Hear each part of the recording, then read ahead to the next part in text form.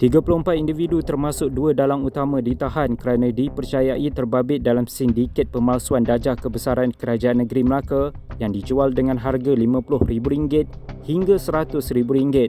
Jabatan Siasatan Jenayah Komersial JSJK Melaka menerusi beberapa siri sebuah yang dilakukan berjaya menahan semua suspek berusia antara 26 hingga 70 tahun di Melaka, Kuala Lumpur dan Selangor dalam operasi khas bermula 22 Februari hingga 29 Mac lalu. Ketua Menteri Datuk Seri Utama Sulaiman Ahmad Ali berkata, kejayaan menumpaskan sindiket itu bermula daripada maklumat orang awam mengenai sindiket itu pada Januari tahun ini. Operasi khas yang dijalankan ataupun operasi khas yang dilancarkan telah membawa kepada penangkapan seramai 34 orang warga negara Malaysia yang terdiri dari pelbagai bangsa berumur dalam lingkungan antara 26 hingga 70 tahun. Tangkapan yang dibuat oleh pihak polis ini terdiri daripada mereka yang menjadi dalang utama, orang tengah dan pembeli yang membeli watikah palsu darjah kebesaran Negeri Melaka yang membawa gelaran Datuk dan Datuk Seri, watikah palsu Jaksa Pendaman Negeri Melaka dan pingat serta bintang palsu darjah kebesaran Negeri Melaka.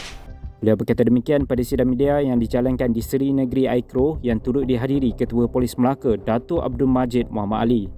Jelas Ketua Menteri, kegiatan seumpama itu sememangnya menjejaskan imej pentadbiran kerajaan negeri kerana setiap pelantikan perlu dibuat mengikut lunas undang-undang dan disampaikan sendiri oleh Yang di-Pertua Negeri Tun Seri Setia Dr. Muhammad Ali Muhammad Rostam. Kita ada unit-unit yang sebenar. Apabila kita terima darjah kebesaran ni, kita ada watikah yang kita keluarkan dan kita wartakan.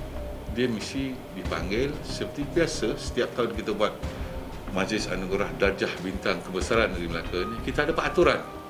Kita panggil, ya, kita ada buat rehearsal dan kita maklumkan penawaran kalau mereka tak ada penawaran, ya, surat tawaran yang kita bagi dan dia perlu jawab, ya, ada orang setuju terima atau tidak, ya, baru lepas tu kita proses.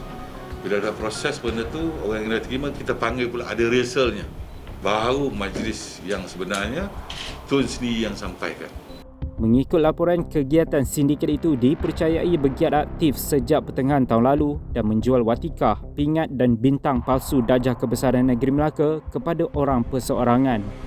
Turut dirampas 8 keping watikah palsu darjah kebesaran Negeri Melaka dan Jaksa Pendamai Negeri Melaka, 13 lempang darjah kebesaran Negeri Melaka, 21 pingat, kad keahlian palsu, set emblem kereta, peralatan komputer dan aksesori. Kes disiasat mengikut Seksyen 3-1-A dan Seksyen 3-1-B enakmen lambang-lambang dan nama, mencegah penggunaan yang tidak betul, enakmen A21 enakmen Negeri Melaka serta Seksyen 420 Kanun Kesesaan kerana memperdaya dan menipu dalam urusan jual beli watikah dan pingat darjah kebesaran Negeri Melaka.